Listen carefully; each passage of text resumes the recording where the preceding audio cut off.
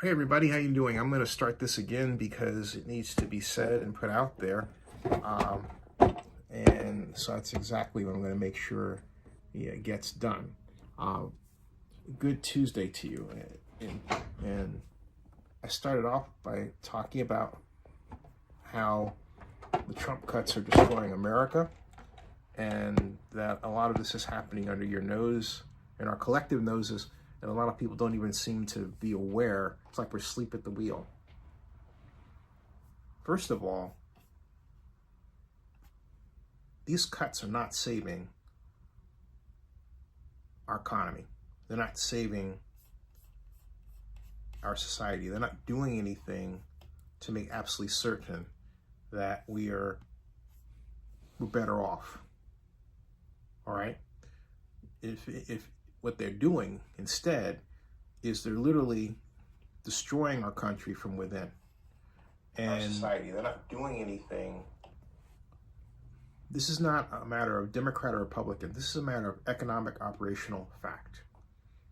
The simple fact of the matter is you need a job to pay bills so that you can live.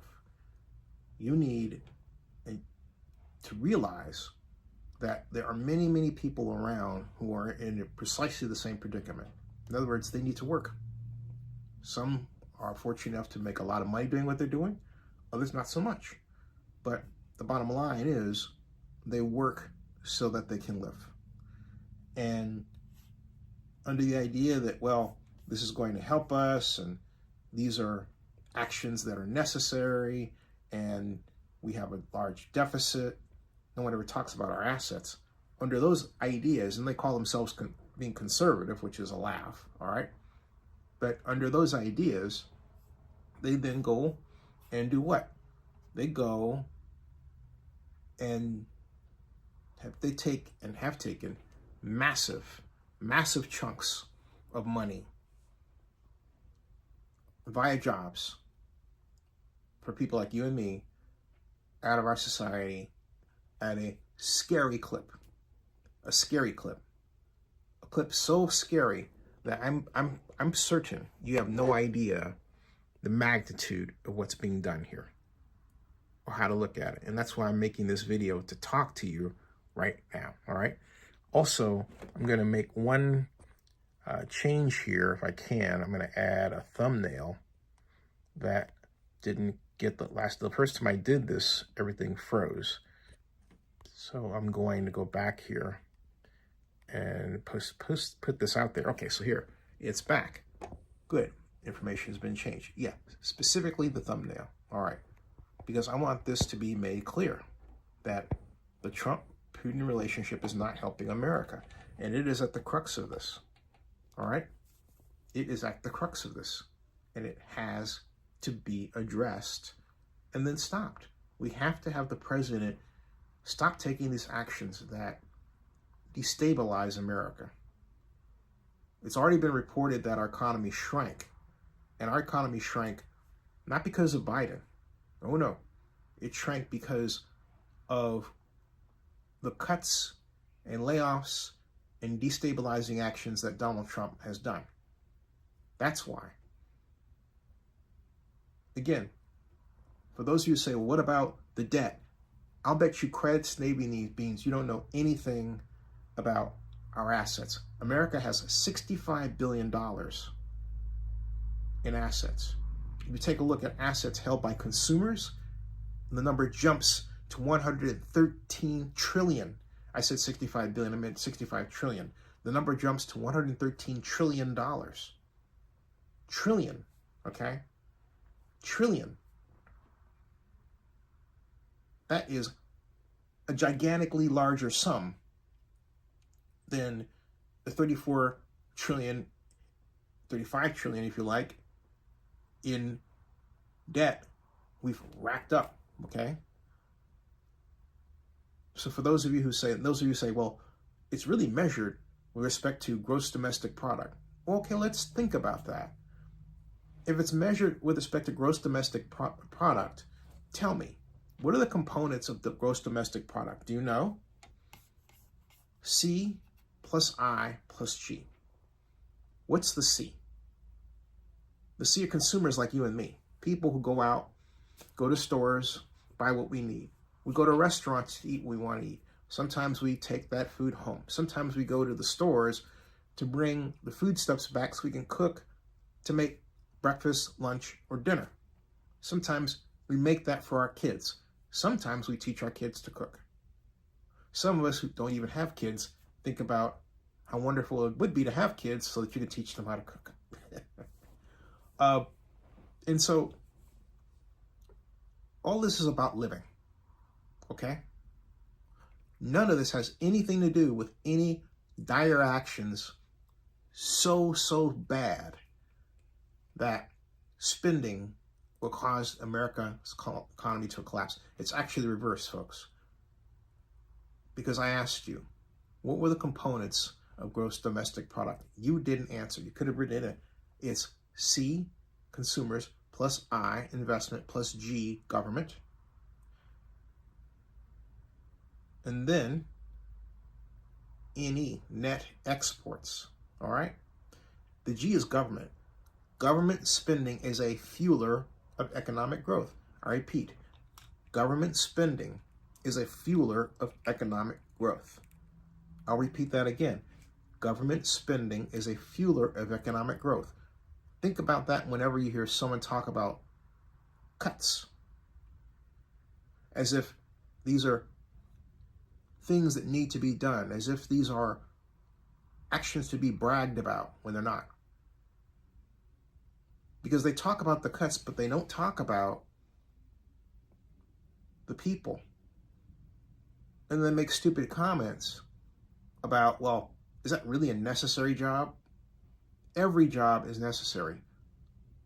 I can make an argument that any decision-making job isn't necessary because, hey, I can have an AI spit it out, right? But is that really the case? Of course not. So is it? No, of course not. So the people making these comments shouldn't be talking at all. It's nonsensical. What people should ask them is, do you really want to hurt people that much? Do you? You never get an answer back from them. Oh, it's going to be just fine, the president says, down the road. As John Maynard Keynes says, the famous economist, you know what? In the long run, which is down the road, we're all dead. And guess what? Down the road, the way Trump is going is not going to get us a better economy. Dead or alive, it's just going to be worse off. And again, America's economy is already shrinking because of him. And yet we have now the National Endowment for the Arts and its cuts.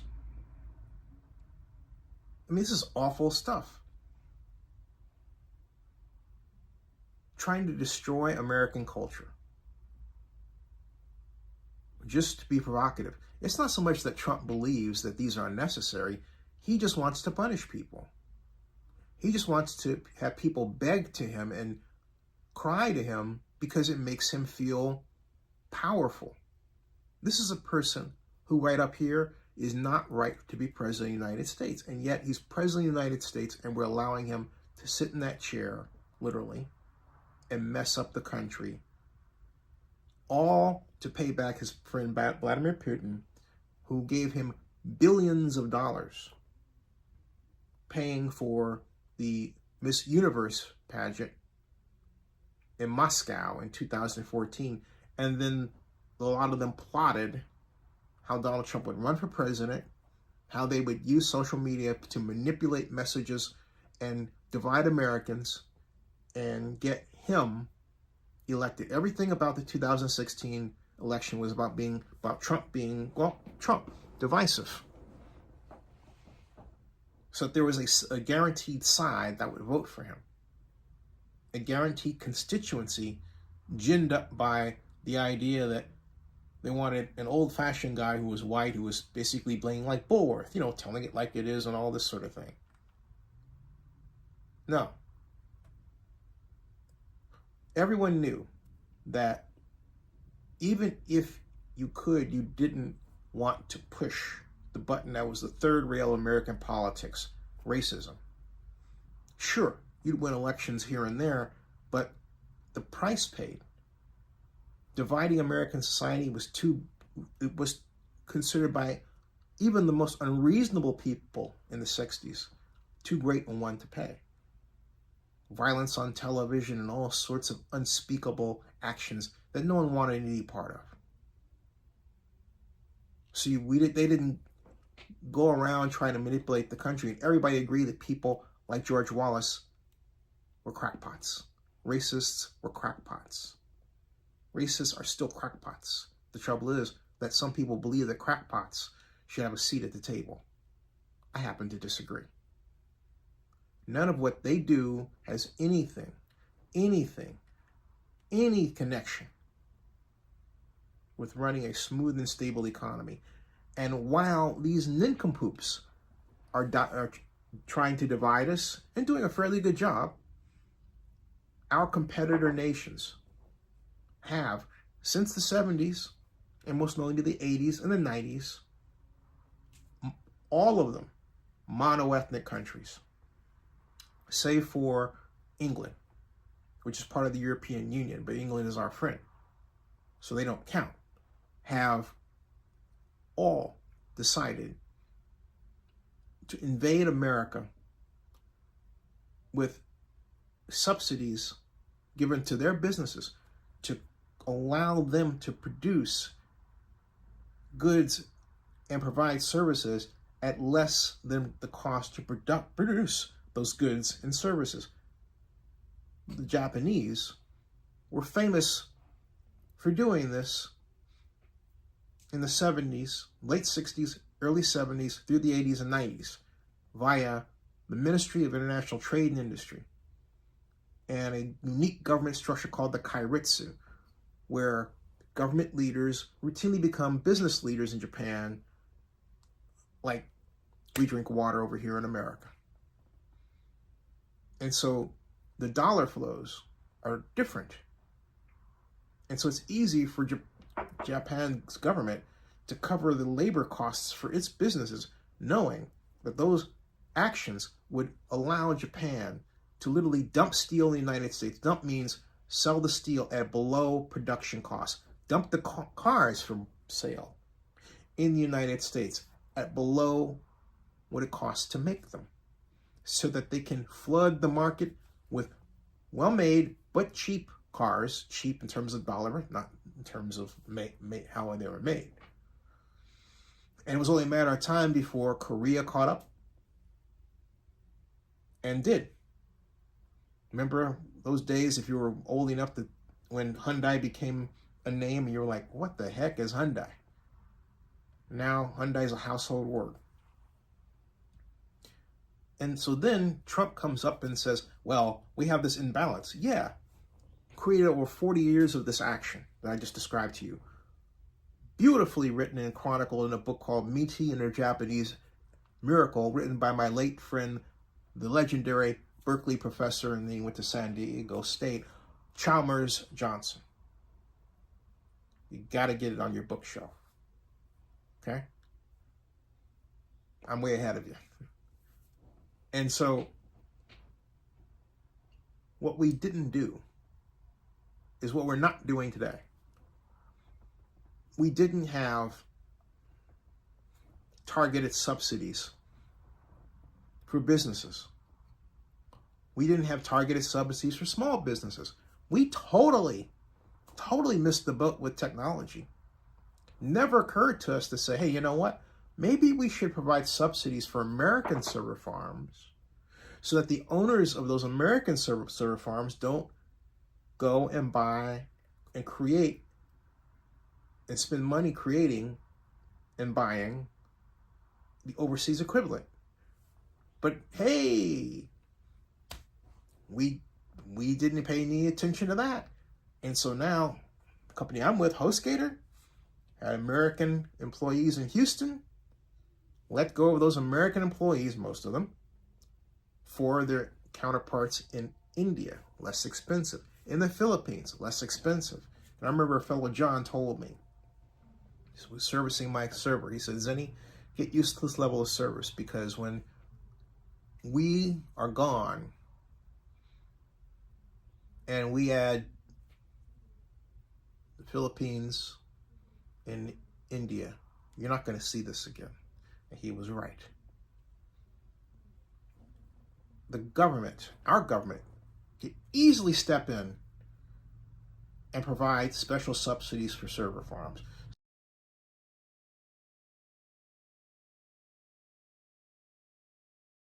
So that we grow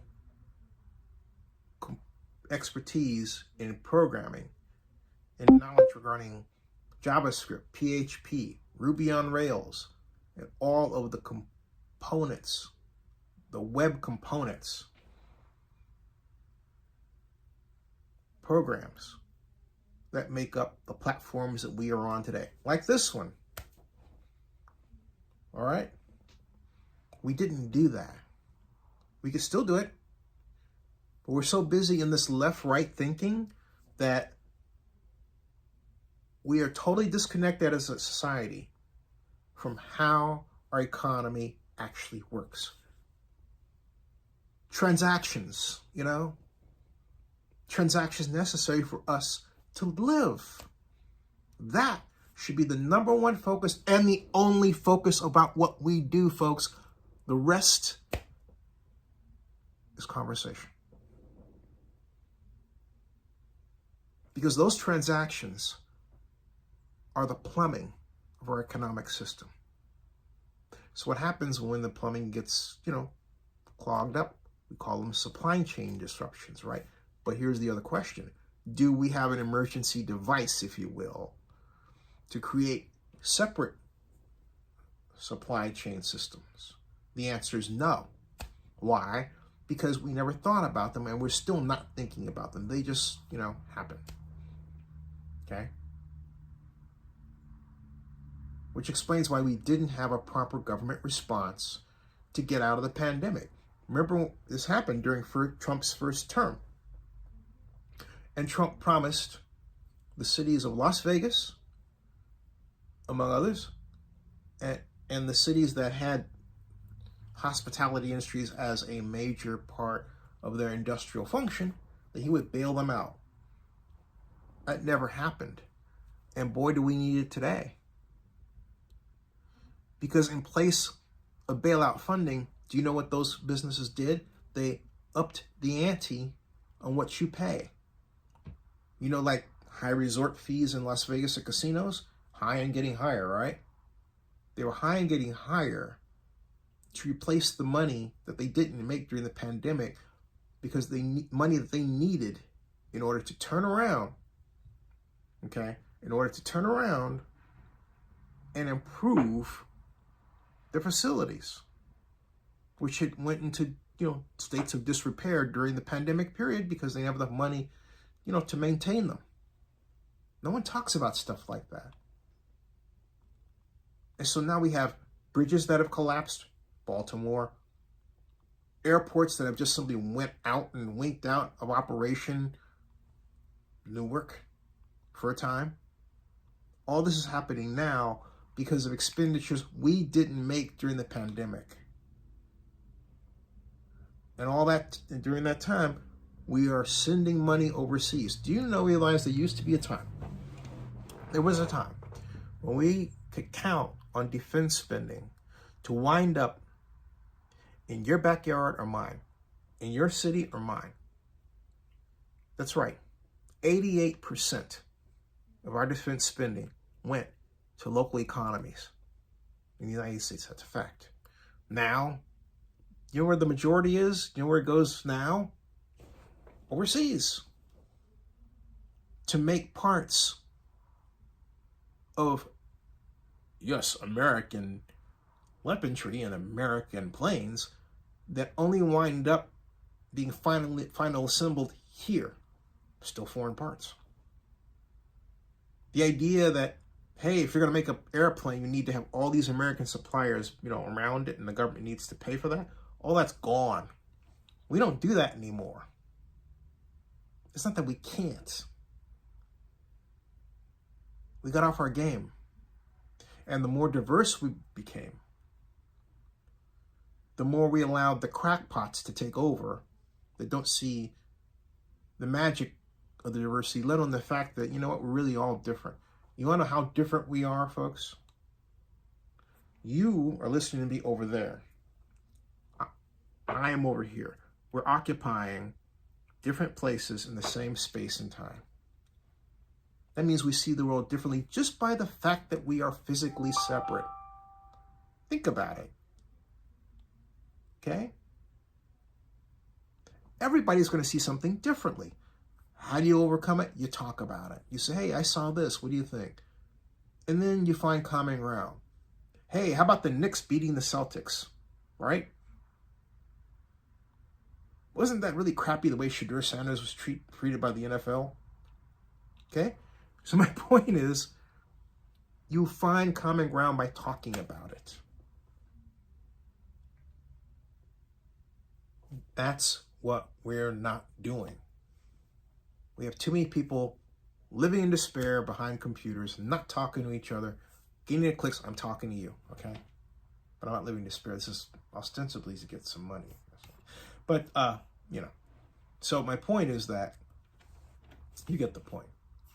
So my point, though, is that we have to get out from under this idea that our direction, our current direction is the right one. It's not.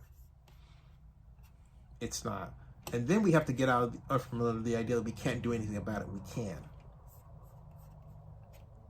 Vote your Congress people out of office. Okay? If it's somebody that's supporting what Donald Trump is doing, vote him out. Vote him out. Every chance you get, vote for a person who is not supporting what the president is doing. Because the president is compromised. That's a fact. The president is about helping people who do not help America because he owes money to them. Okay? Donald Trump should simply do the American people a favor and tell him exactly how he got into financial trouble, what he did to get out of it, and the kind of deals that he made that, hey, look, have caused him to do the kind of things he's doing. And then say, you know what, and then he should say that he made a mistake, and he should ask for our help. You want to know why? And what he'll discover is that there are a lot of people who will come to his aid like that because they want to like Donald Trump. That's why. That's one thing I've noticed about Donald Trump. People want to like Donald Trump. Donald Trump violates that by hurting people. That's a bad thing. I wanted to like him when he was over at The Apprentice, the great television show that he created with Mark Burnett that was on NBC. I tried to get on The Apprentice. Didn't make it. The two casting folks that were there, two women, decided these two country bumpkin looking guys, yes, white, were better looking than this well-suited African-American intelligent gentleman, who, by the way, ran a business. Best and the brightest. Yeah. Okay. We need to get over the left-right thinking. We need to get over it.